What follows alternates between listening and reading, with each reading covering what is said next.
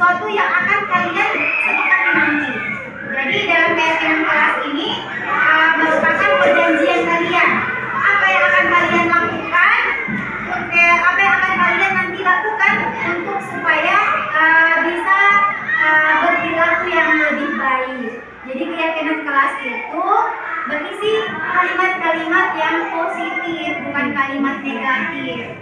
Kalau kalimat negatifnya itu kan seperti dilarang datang terlambat ke sekolah.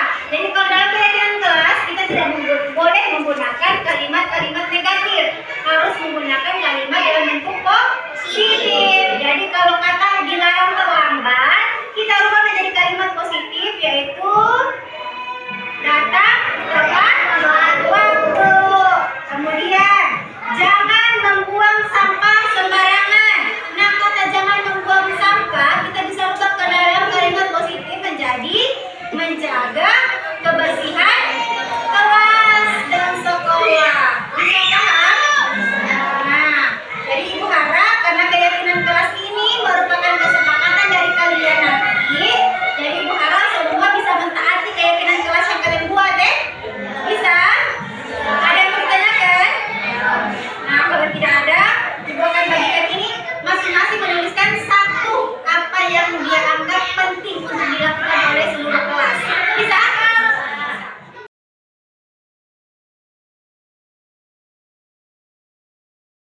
Assalamualaikum warahmatullahi wabarakatuh. Nama saya Ratu Kanza Adinda. Saya sangat senang membuat keyakinan kelas bersama teman dan Ibu Marlina. Saya akan berusaha mentaati keyakinan kelas yang sudah disepakati. Terima kasih. Wassalamualaikum warahmatullahi wabarakatuh.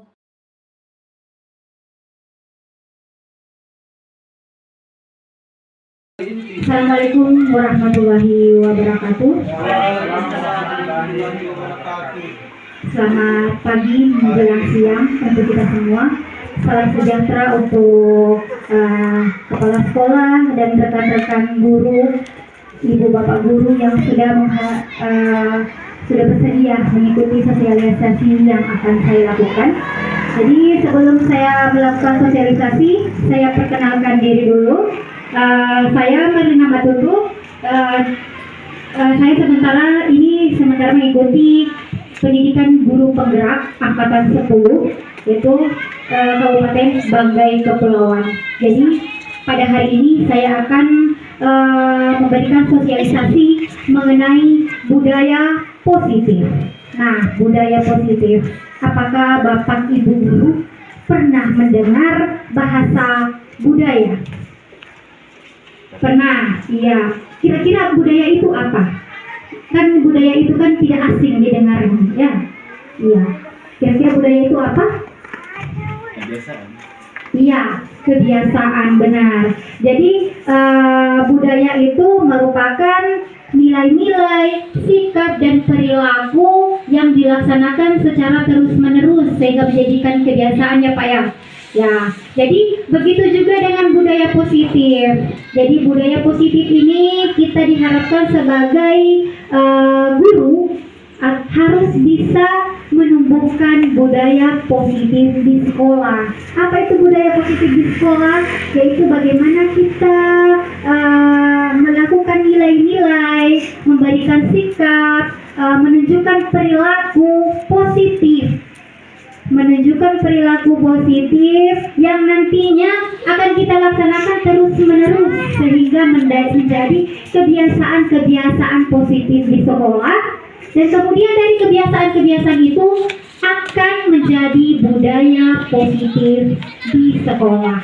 Nah, Bapak Ibu, konsep budaya positif itu terdiri dari 7 bagian, yaitu yang pertama perubahan paradigma belajar, kemudian 2 dan nilai kebajikan, kemudian yang ketiga motivasi perilaku manusia, dan keempat kebutuhan dasar, yang kelima posisi kontrol restitusi, dan 6 keyakinan kelas, dan 7 adalah segitiga restitusi.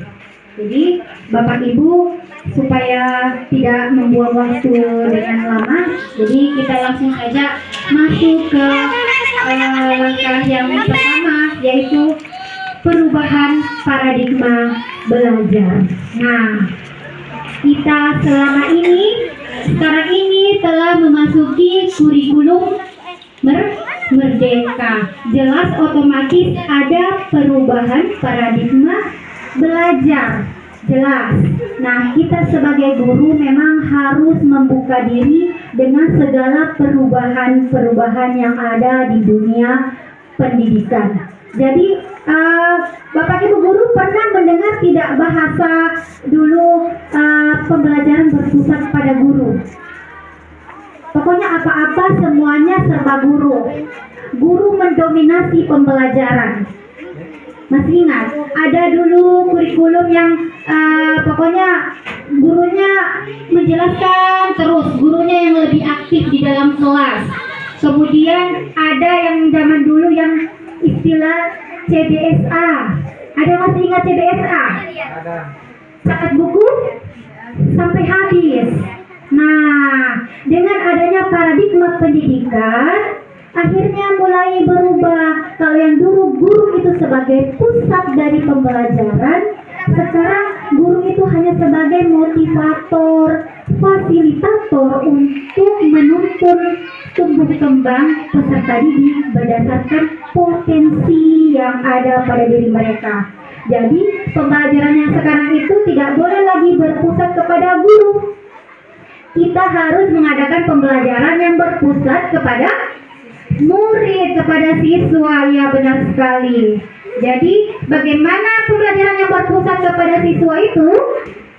Yaitu bagaimana caranya guru memberikan pembelajaran yang sesuai dengan kebutuhan dan potensi yang dimiliki oleh siswanya. Nah, ini PR besar untuk kita para guru. Jadi sebelum melakukan pembelajaran di kelas, kita diharuskan mendiagnostik. Jadi kita menelaah dulu, oh siswa saya ini seperti ini, maka kebutuhan belajarnya saya harus melakukan seperti ini. Karena siswa kita, yang kemarin kita sudah sepakat bahwa siswa kita adalah individu yang unik, yang memiliki karakter berbeda-beda ya Pak. Ya, jadi bagaimana caranya kita menyesuaikan setiap siswa itu dengan kebutuhan mereka. Kita tidak boleh menyamakan satu dengan yang lainnya. Jadi bagaimana cara kita? Jadi sekarang makanya sudah gencar-gencar disosialisasikan pembelajaran berdiferensiasi. Jadi Bapak Ibu sudah pernah mendengar pembelajaran berdiferensiasi, yaitu pembelajaran yang menggunakan berbagai metode, berbagai strategi untuk peserta didik berdasarkan kebutuhan dari peserta didik itu. Jadi mungkin yang ada siswa kita yang lebih paham jika dia harus ditayangkan pakai audio, ya kita tayangkan, kita usahakan. Ada yang cuma bisa lebih fokus, oh dia harus mendengar. Dia tidak, kalau membaca dia tidak paham, tapi dia harus mendengarkan audio baru dia paham. Ya itu yang kita diagnostik sebelum kita melakukan pembelajaran. Jadi sehingga tujuan dari pembelajaran kita bisa tercapai. Karena jelas menurut Ki Hajar Dewantara, Bapak Pendidikan kita mengajarkan bahwa guru itu sebagai petani. Kenapa dia mengatakan guru sebagai petani? Bahwa siswa itu ibarat benih, Bapak Ibu. Jadi siswa itu ibarat benih. Bagaimana benih itu bisa kita tanam, kita rawat sampai menghasilkan bibit yang unggul, menghasilkan hasil yang maksimal. Jadi jelas namanya petani, tidak mungkin dia hanya memelihara satu dari tanaman kan? Mungkin dia menanam padi, mungkin dia menanam coklat, seperti itu. Dan sebagai guru, ya seperti tadi kita harus memahami kebutuhan peserta didik. Jangan bagaimana, tidak mungkin kita menyamakan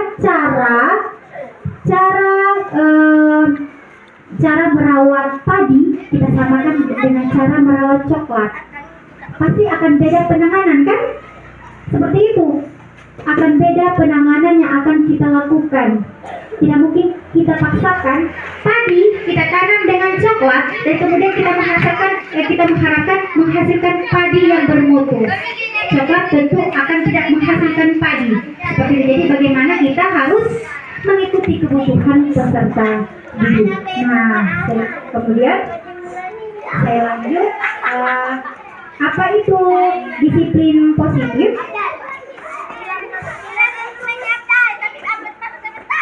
Kemudian saya lupakan tadi bahwa kemudian sekarang ini ada diharapkan kita bisa mencetak peserta didik yang berkarakter profil pelajar Pancasila.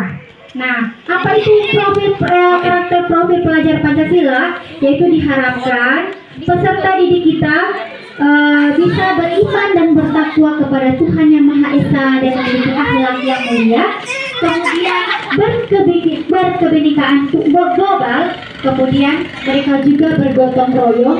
Dalam artian di sini bergotong royong Bapak Ibu bukan hanya sekedar saling membantu membersihkan sekolah, bukan itu saja ya, tapi bergotong royong ini mencakup kolaborasi. Bagaimana siswa kita bisa berkolaborasi dengan rekan-rekan sejawatnya, seperti itu. Kemudian bagaimana siswa kita bisa kreatif, kemudian bernalar kritis, dan yang terakhir mandiri.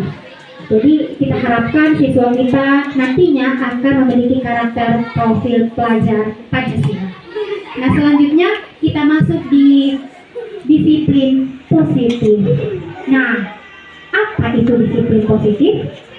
Disiplin positif adalah pendekatan untuk menerapkan disiplin dari dalam diri anak tanpa hukuman atau hadiah. Nah, selama ini yang sering kita lihat kepada anak-anak kita, banyak anak-anak yang disiplin, tapi bukan karena dari faktor kesadaran dari anak-anak kita. Banyak anak-anak yang disiplin, tapi bukan karena dari faktor kesadaran dari dalam diri mereka, tapi hanya karena dia disiplin hanya untuk menghindari hukuman supaya tidak dihukum. Atau saya disiplin karena untuk mendapatkan pujian dari bapak ibu guru. Saya datang tepat waktu supaya ibu guru puji saya rajin. Padahal sebenarnya bukan itu yang diharapkan. Bagaimana supaya anak-anak kita memiliki motivasi intrinsik dalam diri mereka, supaya mereka bisa berperilaku disiplin tanpa ada faktor-faktor penunjang dari luar. Jadi bisa ya Bapak Ibu?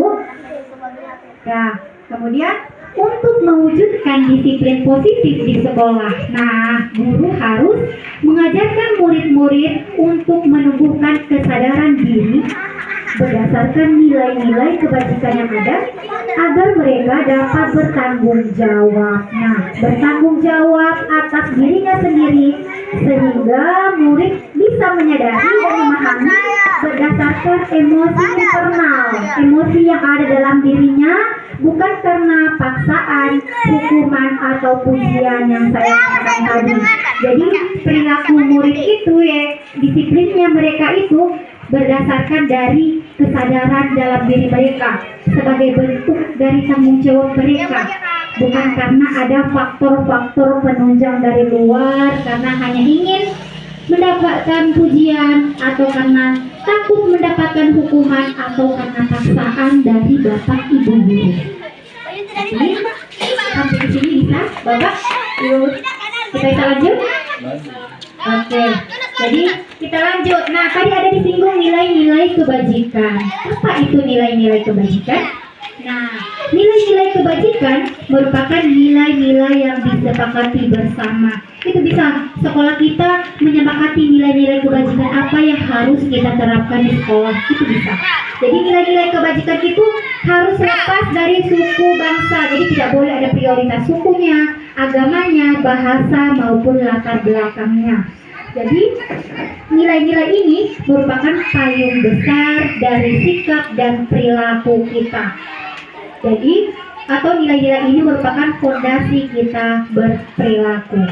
Nilai-nilai kebajikan adalah sifat-sifat positif manusia yang merupakan tujuan mulia yang ingin dicapai setiap individu.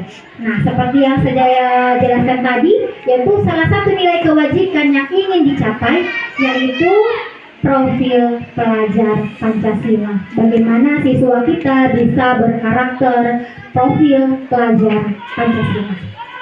Kemudian kita lanjut, motivasi perilaku manusia. Nah, ini yang paling seru Bapak Ibu. Jadi Bapak Ibu setelah mendapat materi ini bisa dilihat kembali siswa kita, apa kira-kira yang memotivasi perilaku mereka. Bukan hanya siswa, tapi kita sendiri. Kita sendiri sebagai guru, apa kira-kira yang memotivasi perilaku kita dalam bersikap. Ada 3 di sini motivasi perilaku manusia. Yang pertama yaitu menghindari ketidaknyamanan atau hukuman. Mungkin Bapak Ibu guru juga seperti itu. Kalau siswa mungkin menghindari hukuman. Kalau Bapak Ibu mungkin menghindari ketidaknyamanan. Mungkin menghindari supaya jangan ditegur kepala sekolah. Jadi saya harus datang tepat waktu. Saya harus masuk tepat waktu supaya kepala sekolah tidak tegur sama saya. Supaya saya mungkin tidak diberikan laporan ke dinas bahwa saya mungkin melakukan tindakan indisipliner. Jadi seperti itu. Kemudian motivasi yang kedua untuk mendapatkan imbalan atau penghargaan. Nah, ini penghargaan ini Bapak Ibu bukan hanya berdasarkan penghargaan seperti piala, piagam, mungkin itu bisa saja. Tapi yang pada umumnya untuk di lingkungan sekolah mungkin kita mendapatkan pujian. Pujian itu juga merupakan penghargaan. Apakah kita melakukan sesuatu itu berdasarkan hanya ingin dipuji atau betul-betul karena kita menyadari bahwa kita bertanggung jawab, karena kita menghargai diri kita, bahkan kita melakukan hal-hal yang positif. Nah, yang ketiga, motivasi perilaku manusia adalah untuk menjadi yang mereka inginkan dan menghargai diri sendiri dengan nilai-nilai yang mereka percaya. Nah, sekarang Bapak Ibu bisa menilai diri Bapak Ibu sendiri. Kemudian bisa juga menilai siswa kita. Kira-kira motivasi perilaku yang mana yang kita lakukan selama ini? Apakah betul-betul dari diri kita karena kita menghargai diri kita sendiri sebagai bentuk tanggung jawab kita, atau hanya karena kita menghindari ketidaknyamanan, atau hanya karena kita ingin mendapatkan penghargaan atau pujian? Sebenarnya kita kembali ke diri kita masing-masing, tergantung dari motivasi kita, hidup kita itu seperti apa. Tapi saya yakin bahwa Bapak Ibu semua pasti memiliki motivasi yang ketiga, yaitu motivasi yang sangat menghargai diri sendiri, makanya bertanggung jawab atas apa semua perilaku yang diperbuat. Oke, bisa Bapak Ibu? Kita lanjut. Nah, ini untuk menghindari ketidaknyamanan atau hukuman. Ini ternyata merupakan motivasi yang paling terendah dari motivasi perilaku manusia. Biasanya orang yang motivasi perilakunya untuk menghindari hukuman atau ketidaknyamanan akan bertanya, apa yang akan terjadi apabila saya tidak melakukannya? Sebenarnya mereka sedang menghindari permasalahan yang mungkin muncul dan berpengaruh pada mereka secara fisik, psikologis, maupun tidak terpenuhnya kebutuhan mereka bila mereka tidak melakukan tindakan tersebut. Jadi itu.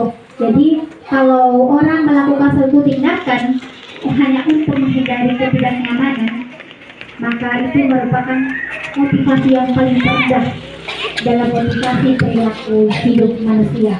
Kemudian lanjut untuk mendapatkan imbalan atau penghargaan. Nah, dia berada satu tingkat di atas dari motivasi yang pertama tadi. Dia berperilaku untuk mendapatkan imbalan atau penghargaan dari orang lain. Nah, motivasi ini akan bertanya, apa yang akan saya lakukan supaya saya dapat penghargaan? Begitu. Kira-kira apa yang harus saya lakukan supaya saya dapat pujian dari kepala sekolah? Apa yang harus saya lakukan supaya NC puji sama saya? Seperti itu. Jadi berarti itu masih motivasi internal karena faktor dari luar, bukan dari dalam diri kita sendiri. Nah, yang terakhir yaitu untuk menjadi orang yang mereka inginkan dan menghargai diri sendiri. Nah, motivasi ini akan bertanya, apabila saya melakukannya, akan menjadi orang yang seperti apa bila saya melakukannya. Mereka melakukan sesuatu karena nilai-nilai yang mereka yakini dan hargai, dan mereka melakukan karena mereka ingin menjadi orang yang melakukan nilai-nilai yang mereka yakini tersebut. Ini adalah motivasi akan membuat seseorang memiliki disiplin positif. Ada kaitannya dengan materi yang pertama tadi, karena motivasinya berasal dari internal, dari dalam diri orang itu, bukan dari faktor-faktor luar yang mendesak untuk melakukan perilaku-perilaku tersebut. Lanjut Bapak Ibu, kebutuhan dasar. Nah, kebutuhan dasar merupakan kebutuhan yang harus terlebih dahulu terpenuhi Bapak Ibu. Jadi sebagai guru, kita harus memahami dulu kebutuhan dasar dari peserta didik kita. Karena cara pandang peserta didik itu memiliki cara pandang dan perilaku yang berbeda untuk memenuhi kebutuhan dasar. Jadi Bapak Ibu sering menjumpai anak-anak yang melakukan tindakan indisipliner atau melanggar dari disiplin yang ditentukan sekolah. Seperti itu kan? Jadi Bapak Ibu harus menyadari bahwa ketika anak-anak melakukan tindakan-tindakan indisipliner, kemungkinan kebutuhan dasar mereka itu tidak terpenuhi. Mungkin kebutuhan dasar itu bukan hanya yang ditentukan dari sekolah, mungkin bisa juga dari faktor lingkungan, faktor di orang tuanya di rumah, seperti itu. Jadi bagaimana caranya kita untuk melakukan pendekatan kepada siswa supaya kita mengetahui, oh, kebutuhan mana dari siswa kita ini yang belum terpenuhi. Jadi Bapak Ibu, kebutuhan dasar itu ada 5. Kebutuhan dasar manusia itu ada 5. Yang pertama untuk bertahan hidup, yang kedua untuk kasih sayang dan rasa diterima, kemudian yang ketiga kebebasan, yang keempat kesenangan, dan yang kelima penguasaan. Nah, supaya lebih jelasnya, kita masuk yang di pertama yaitu kebutuhan. Nah, supaya lebih jelasnya, kita masuk yang di pertama yaitu kebutuhan bertahan hidup. Nah, bertahan hidup adalah kebutuhan yang bersifat fisiologis. Untuk bertahan hidup misalnya kesehatan, rumah, makanan, itu kebutuhan dalam bertahan hidup. Kemungkinan kita atau peserta didik kita mungkin kebutuhan bertahan hidupnya tidak tercukupi. Jadi mungkin biasa melakukan hal-hal pelanggaran indisipliner. Jadi sebagai guru kita harus memahami apakah kebutuhan bertahan hidup peserta didik kita sudah terpenuhi dengan baik atau tidak. Kemudian yang kedua kebutuhan kasih sayang. Nah, ini kebutuhan kasih sayang dan rasa diterima. Kebutuhan ini adalah kebutuhan yang meliputi kebutuhan akan hubungan dan koneksi sosial, di mana kebutuhan ini memberi dan menerima kasih sayang menjadi bagian dari dalam diri mereka. Jadi kita lihat peserta didik itu sudah mendapatkan kebutuhan kasih sayang tidak, baik dari bapak ibu guru ataupun dari orang tuanya di rumah.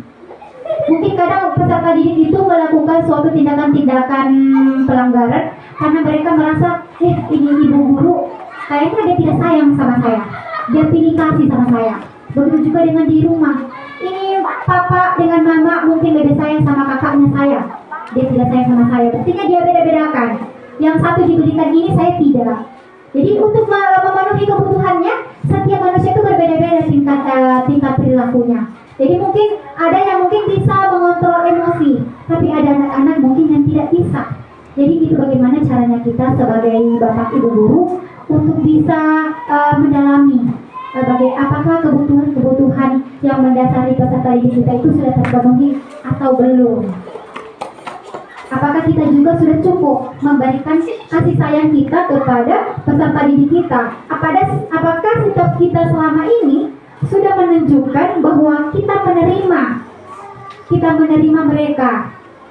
Maksudnya jangan sampai ada siswa yang merasa saya kayaknya tidak disukai sama Bapak Ibu guru. Apapun yang saya lakukan kayaknya semuanya salah. Seperti itu. Jadi mungkin dengan mencukupi itu dia melakukan hal-hal yang bisa melanggar peraturan-peraturan yang ada. Kemudian lanjut kebutuhan penguasaan. Kebutuhan penguasaan ini mencakup dengan pengakuan dan kemampuan. Kadang ada dari kita, kadang kita ingin menggapai, ingin diakui, ingin memiliki ingin kita mendapatkan pengakuan, namun kadang kemampuan kita kadang tidak sesuai dengan apa yang kita inginkan, seperti itu. Jadi kadang kita ada timbul dalam diri kita seperti rasa kecewa, sehingga bisa menimbulkan hal-hal melakukan tindakan hal-hal yang tidak sesuai dengan norma-norma yang ada.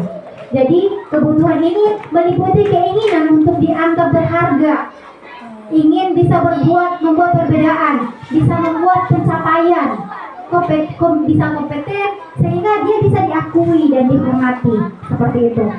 Jadi kadang Bapak Ibu guru, siswa-siswa kita kan mungkin ketika kita lalu masih mengadakan program perankingan, ketika ada siswa kita yang mendapat ranking terakhir, pasti akan merasakan, wah, sudah di sekolah tidak ada pengakuan, belum lagi di rumah dapat dimarah, seperti itu. Jadi mungkin dari situ dia merasakan tidak ada pengakuan, kemampuannya juga tidak dihargai, kemudian dia juga tidak diakui, maka akhirnya dia melakukan tindakan-tindakan pelanggaran. Nah, selanjutnya adalah kebebasan. Nah, kebebasan ini meliputi dari kebutuhan akan pilihan. Jadi kebutuhan untuk memilih, untuk kemandirian, kemudian pilihan mampu mengendalikan arah hidup kita ini mau kemana. Jadi kadang kita merasa dalam hidup kita tidak memiliki pilihan. Kita melaksanakan sesuatu itu berdasarkan dari perintah orang lain. Seperti guru mungkin, saya sebagai guru sebenarnya saya maunya seperti ini. Tapi mungkin saya melakukan seperti ini karena saya hanya mengikuti apa maunya kepala sekolah, seperti itu. Jadi sehingga mungkin dari situ muncul lagi perilaku-perilaku yang tidak enak, sehingga kita melakukan sesuatu hal yang tidak baik, mungkin akhirnya terjadi perselisihan. Begitu juga dengan murid-murid kita, Bapak Ibu. Jadi jangan sampai apa yang mereka lakukan semua berdasarkan kontrol dari kita. Semua yang mereka lakukan berdasarkan arahan kita, sehingga mereka tidak memiliki kebebasan untuk menentukan mereka mau melakukan apa. Seperti itu. Mungkin itu bisa kita laksanakan juga sama anak-anak kita di rumah. Mungkin perhatikan anak-anak kita, apakah mereka sudah melakukan sesuai dengan yang mereka mau, atau hanya gara-gara sesuai dengan apa yang kita mau. Jadi seperti itu.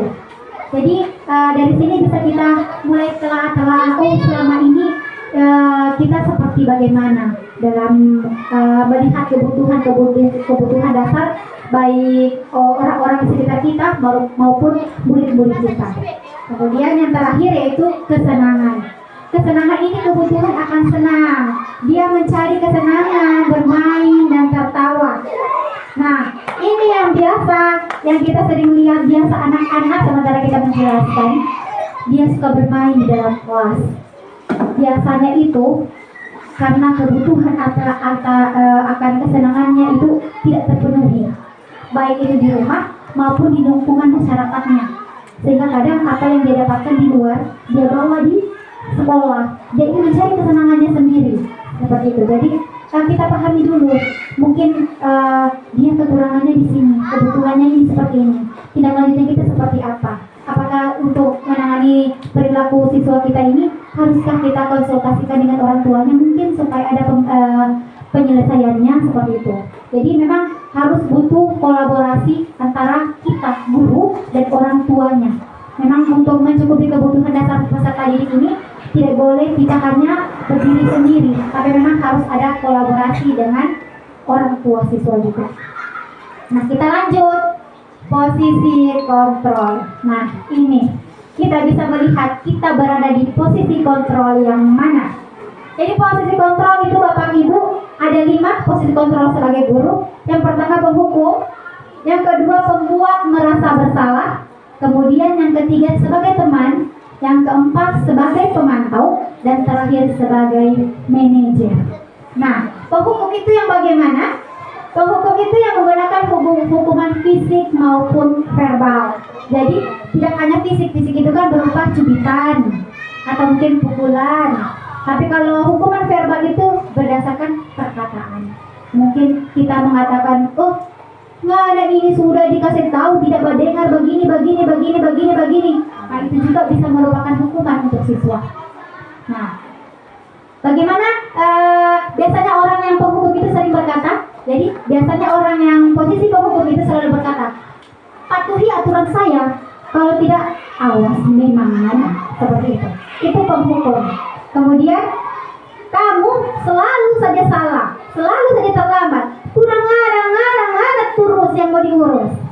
Nah itu ciri-ciri perkataan posisi kontrol penghukum.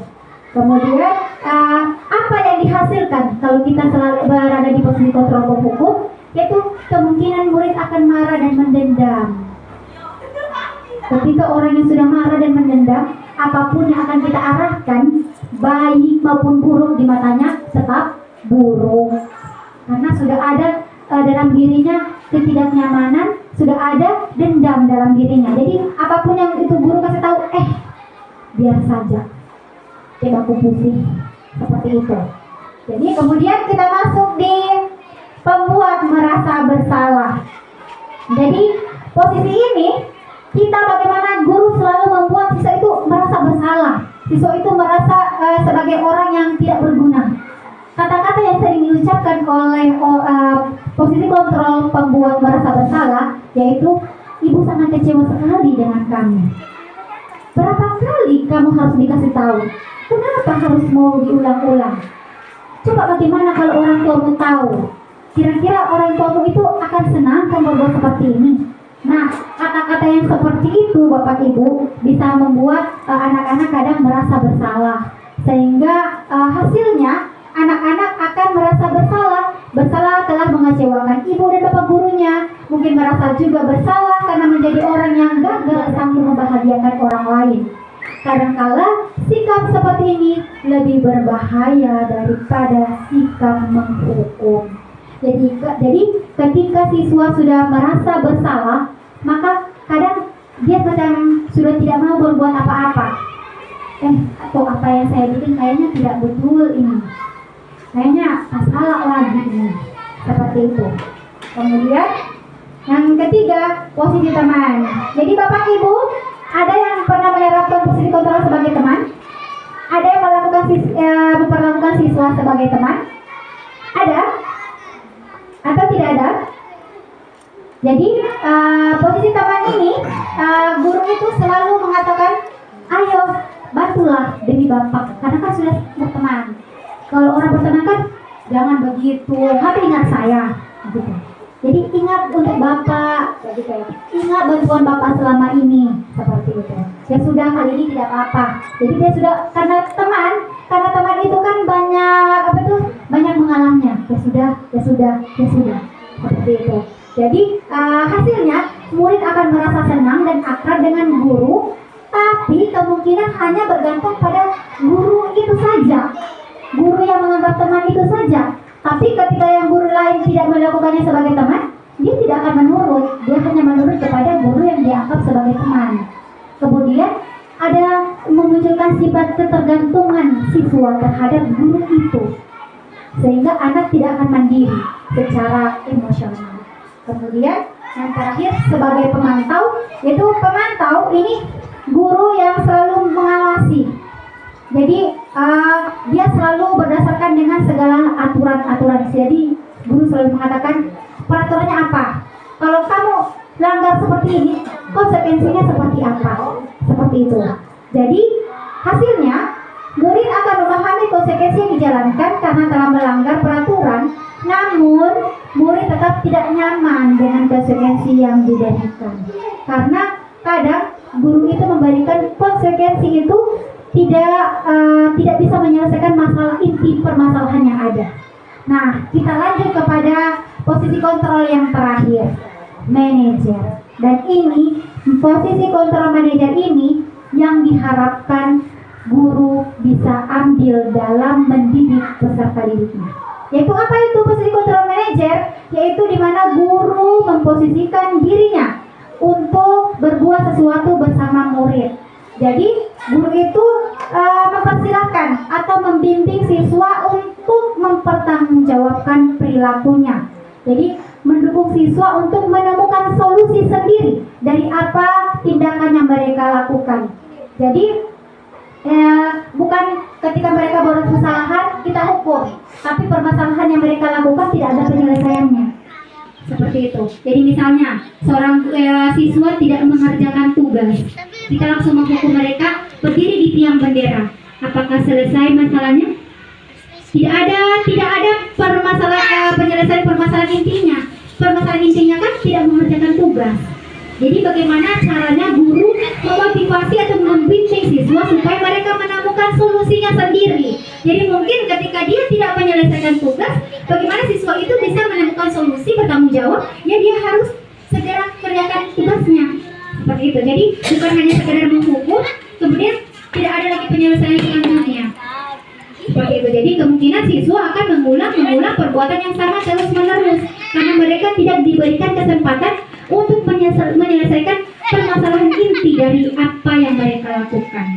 Jadi hasil dari posisi kontrol manajer ini adalah murid akan lebih bertanggung jawab dari atas tindakannya, kemudian mereka bisa mencari solusi dari permasalahannya. Nah, Bapak Ibu, sekarang saya mau bertanya. Kira-kira kalau lihat dari 5 posisi kontrol tadi yang ada, Bapak Ibu selama ini sudah berada di posisi kontrol yang mana? Apakah sebagai penghukum kah? Atau pembuat merasa bersalah? Atau kita sebagai teman selama ini? Atau kita sebagai pemantau?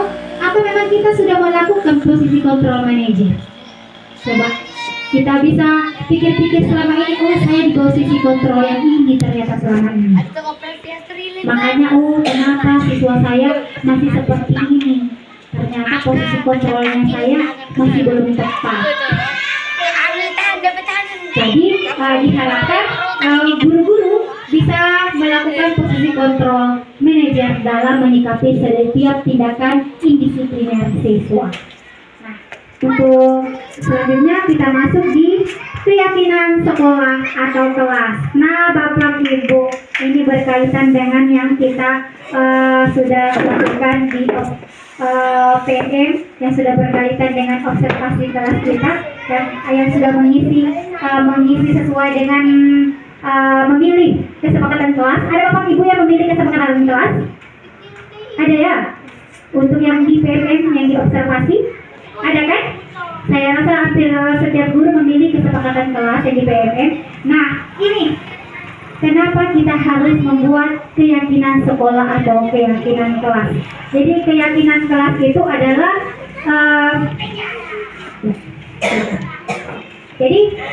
keyakinan kelas itu bersumber dari kebutuhan siswa. Mereka membentuk budaya positif. Jadi keyakinan kelas itu merupakan hasil dari kesepakatan kelas dari antara siswa dan guru. Jadi seperti itu, kita harus sebagai guru sebelum melaksanakan pembelajaran dan untuk membuat anak-anak kita menjadi lebih disiplin, alangkah baiknya kita membuat kesepakatan kelas yang kemudian akan kita jadikan keyakinan kelas. Jadi ini sangat penting sekali Bapak Ibu untuk diterapkan di kelas Bapak Ibu masing-masing supaya kenapa kesepakatan kelas atau keyakinan kelas? Karena kalau keyakinan kelas itu yang buat anak-anak. Jadi diharapkan karena mereka yang buat, mereka pasti akan bertanggung jawab dengan apa yang mereka buat, apa yang mereka yakini. Tapi kalau peraturan kelas kan kita yang tetapkan. Oh, kamu dilarang begini, kamu dilarang begitu, kamu dilarang begitu. Takutnya anak-anak melaksanakan segala sesuatu hanya berdasarkan paksaan, sehingga ketika mereka melakukan sesuatu mereka tidak ikhlas dari dalam diri mereka sendiri, bukan karena kesadaran mereka sendiri. Ada dari Bapak Ibu yang sudah membuat keyakinan kelas? Bapak Ibu wali kelas, ada yang sudah membuat? Belum? Oke, jadi diharapkan mungkin setelah ini Bapak Ibu bisa membuat keyakinan kelas masing-masing. Jadi tidak apa-apa, keyakinan kelas mungkin di kelas 1 akan berbeda dengan keyakinan kelas 2, tergantung dari kesepakatan dari antara guru dan siswa itu sendiri. Seperti itu. Jadi sangat penting ya Bapak Ibu untuk kita membuat keyakinan kelas. Nah, kita juga bisa membuat keyakinan sekolah kita.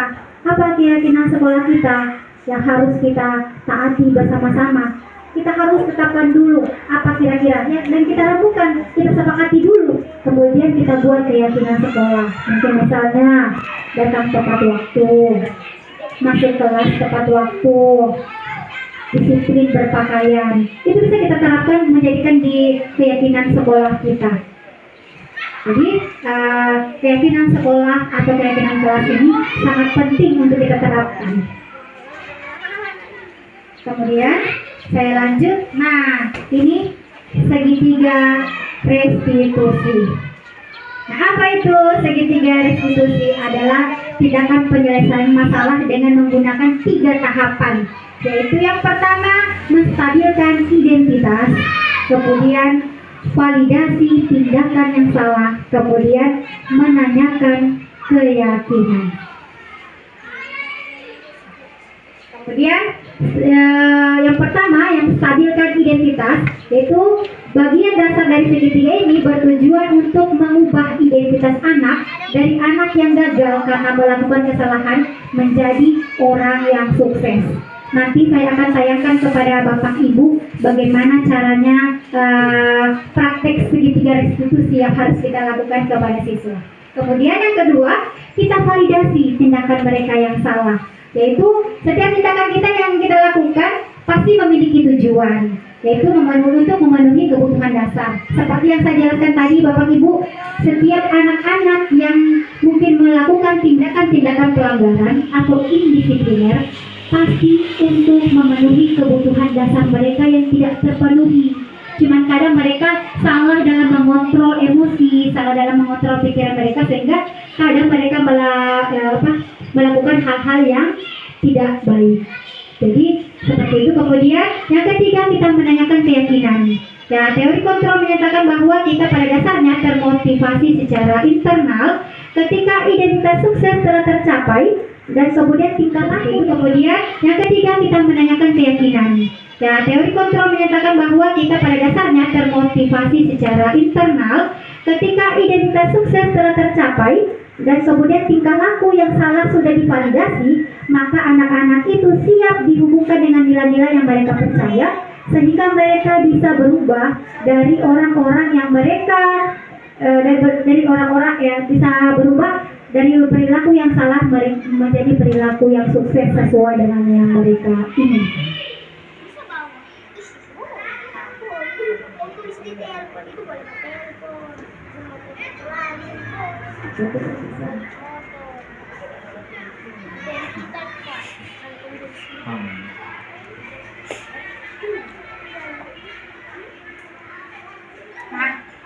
Bapak Ibu guru, saya sudah contoh ini saya sudah melakukan pembuatan keyakinan kelas.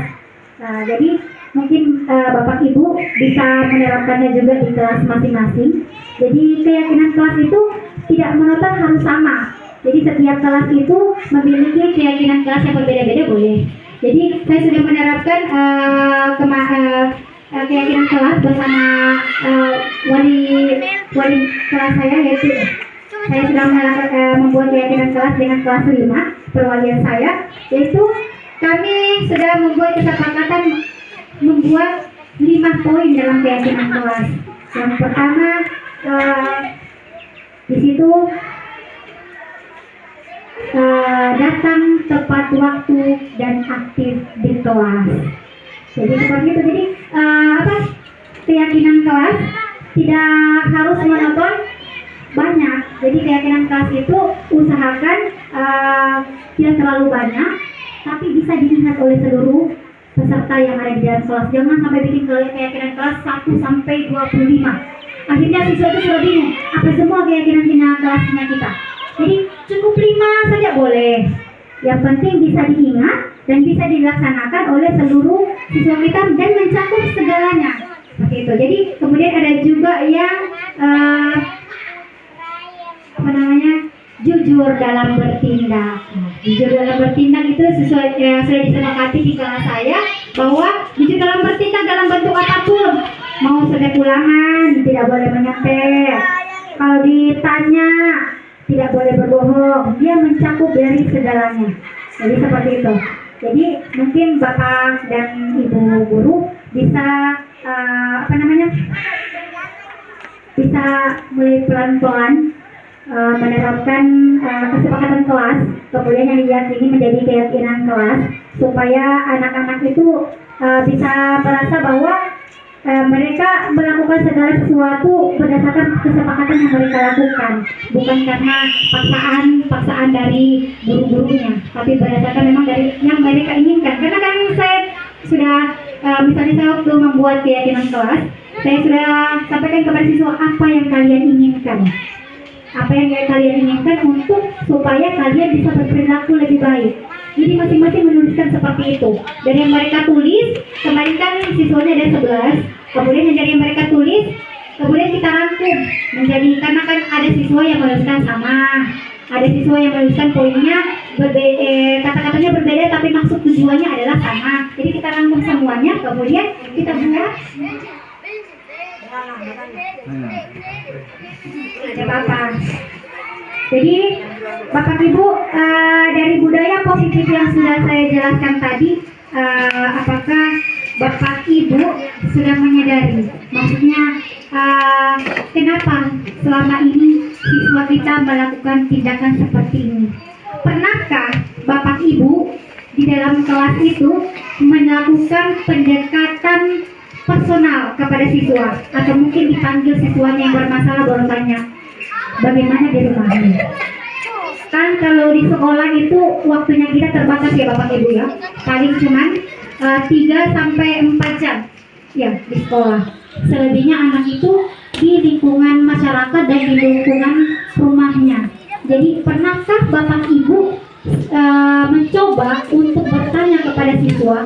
Coba nanti Bapak Ibu terapkan kepada salah satu siswa yang sering membuat masalah, yang sering aktif melakukan hal-hal pelanggaran indisipliner. Jadi Bapak Ibu pernah tanyakan kepada mereka di rumahnya seperti apa? Bapak Ibumu memperlakukanmu seperti apa? Seperti itu. Biasanya dari pendekatan-pendekatan seperti itu kita akan mengetahui, oh siswa saya ternyata tidak terpenuhi kebutuhan dasar kasih sayangnya, oh tidak terpenuhi kebutuhan dasar kesenangannya, kebebasannya. Berarti selama ini yang dia lakukan berdasarkan maunya orang tuanya. Nah, ketika kita tidak mengetahui kebutuhan dasar siswa kita, kemudian di sekolah tanpa kita juga tanpa kita tekan, tanpa kita paksa, otomatis siswa itu akan berontak.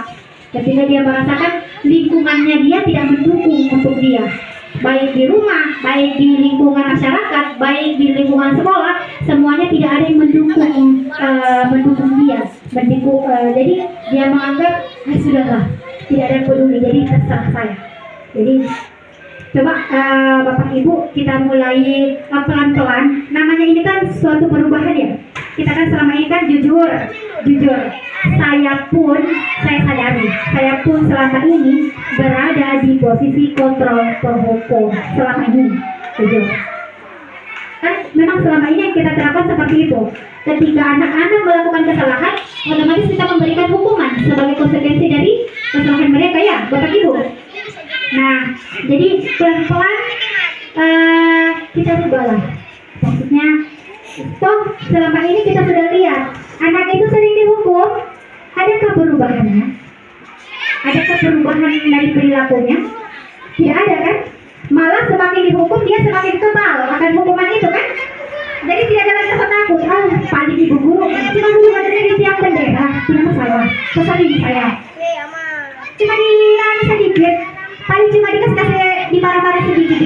selesai, tidak ada masalah. Jadi akhirnya anak itu kebal akan hukuman. Tapi permasalahan itu yang mereka lakukan tidak ada penyelesaiannya. Jadi jujur saya juga ketika dapat materi ini saya merasa tertampar Bapak Ibu. Wah, selama ini ternyata saya salah. Posisi kontrol yang saya lakukan itu ternyata salah. Kemudian ternyata saya ini selama ini belum melakukan pendekatan secara personal kepada siswa saya, sehingga saya tidak mengetahui apakah kebutuhan dasar mereka yang sudah terpenuhi dengan tidak itu apa. Akhirnya mungkin saya di sekolah, tindakan saya malah menambah kebutuhan dasar yang tidak terpenuhi itu. Ketika dia merasa di rumah tidak bebas, justru saya di sekolah juga tanpa bikin dia tertekan, malah akan semakin parah. Ketika di rumah dia tidak mendapatkan kasih sayang dari orang tuanya, mungkin orang tuanya kurang peduli sama dia. Di sekolah juga kita marah-marah, tidak pusing, maksudnya tidak terlalu fokus dengan apa yang dia harapkan. Akhirnya anak itu berontak. Sedikit didengar, oh si A berkelahi, oh si B memukul temannya, oh si C mengambil barang milik temannya. Kenapa kira-kira? Mungkin ada salah satu kebutuhan yang mereka yang tidak terpenuhi, baik itu dari bertahan hidup, baik itu dari kesenangan, baik itu dari kebebasan dan penguasaan. Nah, penguasaan Bapak Ibu, penguasaan ini yang kadang terjadi pada kita sebagai guru. Jujur saja Bapak Ibu, kita ini selama ini sudah merasa tidak melakukan hal-hal yang kita sebagai guru, sudah melakukan hal-hal yang kita inginkan, atau hanya berdasarkan aturan yang ada? Coba kita pikir-pikir. Kita ini sudah melakukan hal-hal yang kita ingin lakukan, atau hanya berdasarkan aturan yang ada?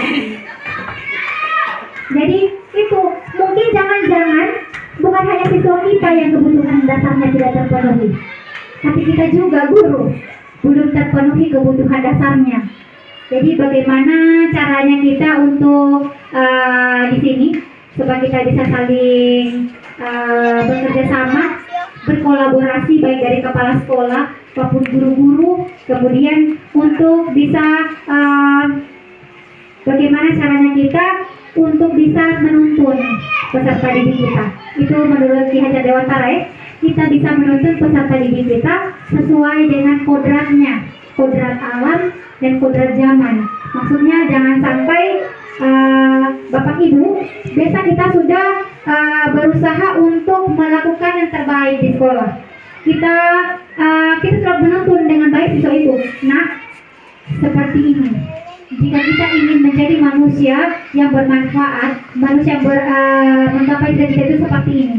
Tapi kadang lingkungan rumahnya tidak mendukung. Banyak yang seperti itu kan? Jadi saya pernah mengikuti webinar yang sangat luar biasa ketika seorang narasumber mengatakan bahwa misalnya yang paling contoh konkretnya saja, yang paling gampang saja, Bapak Ibu mengharapkan siswa Bapak Ibu itu rapi, bersih. Jadi mereka harus menerapkan sifat rapi, bersih. Tapi di rumah mereka itu orang tuanya tidak menunjukkan perilaku seperti itu. Mungkin rumah terhambur, pakaian di sana sini. Jadi lingkungan rumahnya itu tidak mendukung untuk apa yang kita tuntun mereka di sekolah. Jadi itu memang PR besar untuk kita sebagai seorang guru. Apakah yang di sini kalau melihat seperti itu, ketika anak-anak kita ajarkan mereka untuk misalnya, kita ajarkan anak itu untuk bersih. Kemudian di lingkungan rumahnya tidak mendukung dia untuk melakukan hal tersebut. Apa yang harus kita lakukan? Apakah siswa yang salah?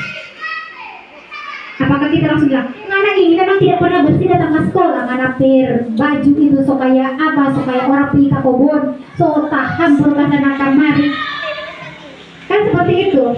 Karena mungkin faktor dari lingkungannya. Pernah tidak kita konsultasi sama orang tuanya. Pernah kita tidak melakukan pendekatan personal kepada siswanya. Nah, di rumah orang tuanya mendukung tidak untuk yang begini-begini.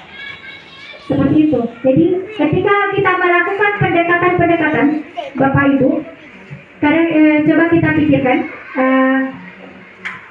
kira-kira mana yang lebih efektif ketika anak-anak berbuat kesalahan. Misalnya satu anak berbuat kesalahan di dalam kelas, kemudian kita tegur di dalam kelas, kemudian yang berikutnya kita panggil dia, mungkin di kantor kita mengadakan pendekatan personal kepada siswanya. Kira-kira mana yang lebih efektif, mana yang lebih menyelesaikan masalah?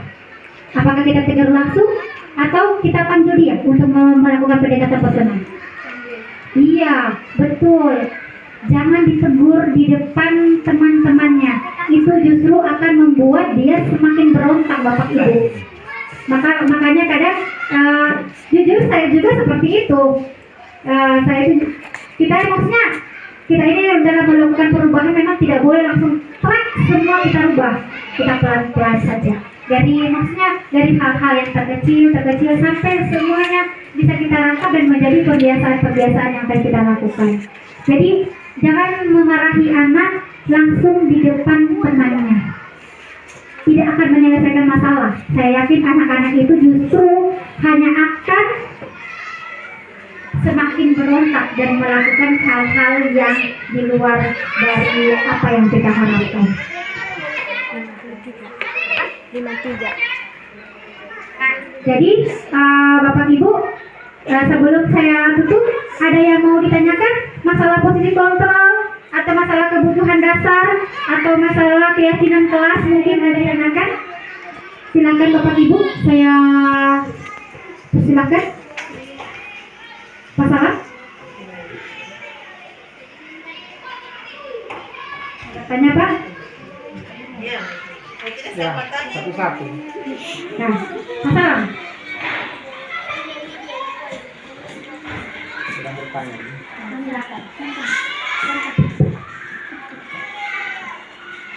Jadi terima kasih atas kesempatannya.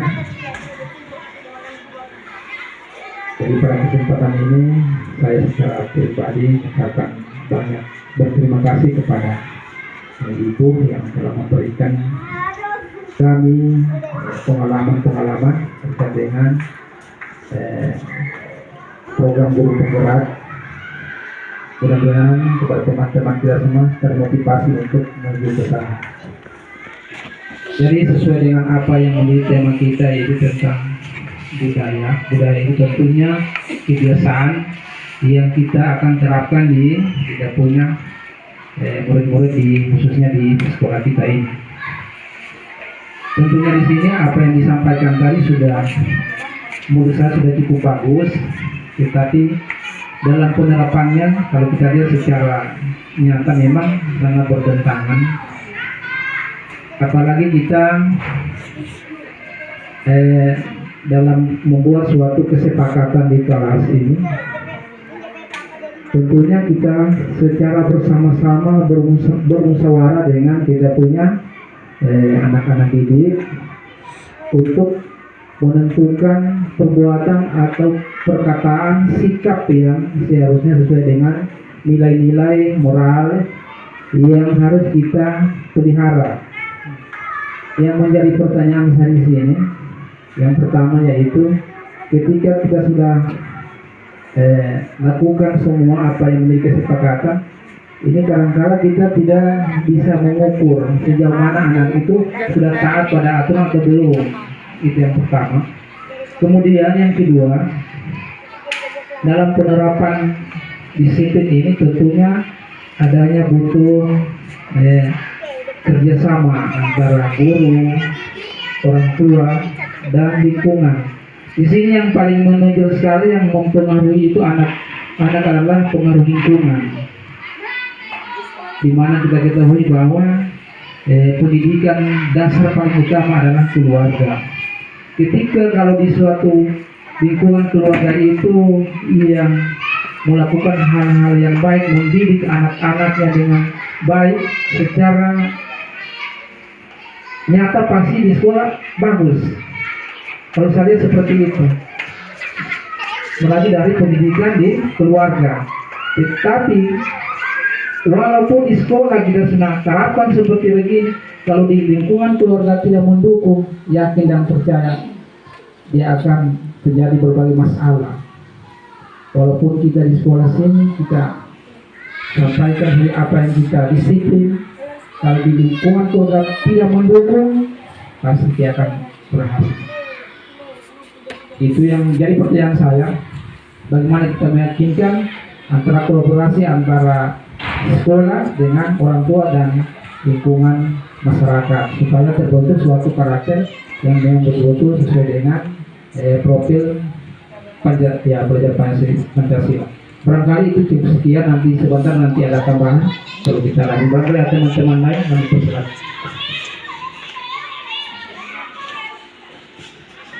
Ya, terima kasih atas umpan baliknya sekaligus pertanyaannya. Jadi tadi Pak Salam sudah mengatakan yang pertama saya bisa ambil intisarinya bahwa bagaimana untuk mengukur bahwa kesepakatan kelas itu sudah dilaksanakan dengan baik atau tidak, seperti itu ya Pak ya. Jadi yang saya dapatkan ilmunya bagaimana kita mengukur, yaitu guru harus membuat jurnal keberhasilan. Jadi kita lihat, di minggu awal pertama ada berapa kali pelanggaran yang dilakukan siswa. Kemudian setelah pelanggaran yang dilakukan siswa, seperti itu caranya seperti tadi, kita melakukan pendekatan, kita membuat dengan restitusi segitiga di dalam penyelesaiannya. Kemudian kita lihat lagi minggu kedua, apakah masih ada, misalnya minggu pertama masih 5 orang yang melakukan pelanggaran, apakah minggu kedua sudah berkurang dari itu? Tidak. Dari situ kita sudah bisa melihat kemajuan ya dari kelas kita, apakah sudah lebih baik atau belum ada perubahan sama sekali. Kemudian seperti itu Pak Salami. Jadi guru jangan hanya ketika bikin kesepakatan kelas selesai sampai di situ, tidak, harus dikontrol. Namanya ini kan berjalan terus menerus.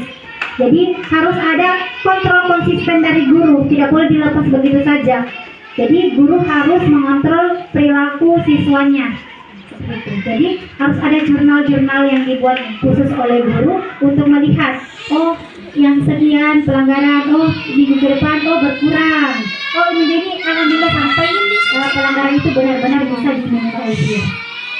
Bisa Pak Salam.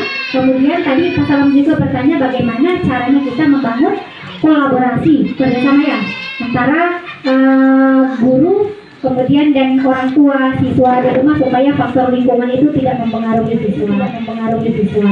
Jadi memang seperti yang Pak Salam katakan bahwa faktor lingkungan itu memiliki peran yang sangat penting dalam menentukan karakteristik peserta didik.